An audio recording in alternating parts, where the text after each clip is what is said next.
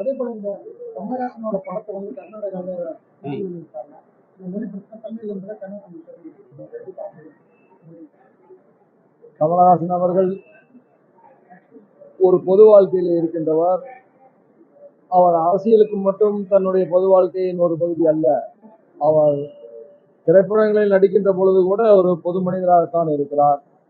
அவர் பேசுகிற பொழுது நாம் சிறிது கவனத்தோடு பேச வேண்டும்.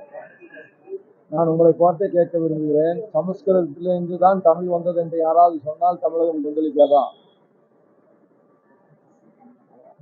தேவையற்றவைகளை பேசுவதை பொது வாழ்க்கையில் இருப்பவர்கள் தவிர்க்க வேண்டும். யாருடைய மனதையும் புண்படுத்துகின்ற உரிமை பொது வாழ்க்கையில் இருப்பவர்களுக்கு கிடையாது. ஆகவே நாம் சற்று கவனத்தோடு பேச வேண்டும். நான் கமலஹாசன் அவர்களை கேட்டுக்கொள்வது, எதிர்காலத்திலேயாவது இது போன்ற நிகழ்வுகளில் கவனத்தோடு பேச வேண்டும் என்பதை நான் கேட்கிறேன். இது தேவையற்ற, ஏற்கனவே காவிரி நீர் பிரச்சனை இருந்து மாநிலங்களுக்கிடையிலே இருந்து வருகிற பொழுது தேவையற்ற கொந்தளிப்புகள் இருக்கிறது. அந்த கொந்தளிப்பு சிறிது ஆறி இருக்கின்ற நேரத்தில் இன்னொரு கொந்தளிப்பை இது உருவாக்கி இருக்கிறது. இதையெல்லாம் தவிர்க்கப்பட வேண்டும். பேசும்போது எந்த காலம் வந்தாலும் தமிழகத்துல காலம் அவுட் ஆஃப் கண்ட்ரோல் தமிழ்நாடு ஒரு அரசியலை பேசியிருக்கிறார். அதற்குரிய பதில் வேண்டும் என்றால் நீங்கள் அரசியல்வாதியாக இருக்கிறவர்களிடத்தில்தான் கேட்க வேண்டும். கவர்னர் இதற்கு என்ன பதில் சொல்ல வேண்டும்? ஆனால் ஜனநாயகம் என்பது எல்லோருக்கும் வாய்ப்புகளை மாற்றி மாற்றி தருவது என்று நான் கருதுகிறேன்.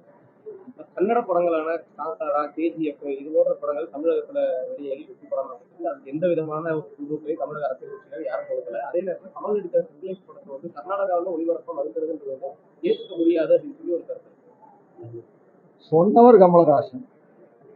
கன்னடத்தில் நடிகர் யாரும் எதுவும் சொல்லவில்லையே. தமிழுக்கு எதிராக அவர் ஏதாவது சொல்லி இருந்தால் தானே தமிழகத்தில் கொந்தளிப்பு வரும். கொந்தளிக்கின்ற விஷயங்களை நாம் பேசக்கூடாது என்பதுதான் என்னுடைய கருத்து.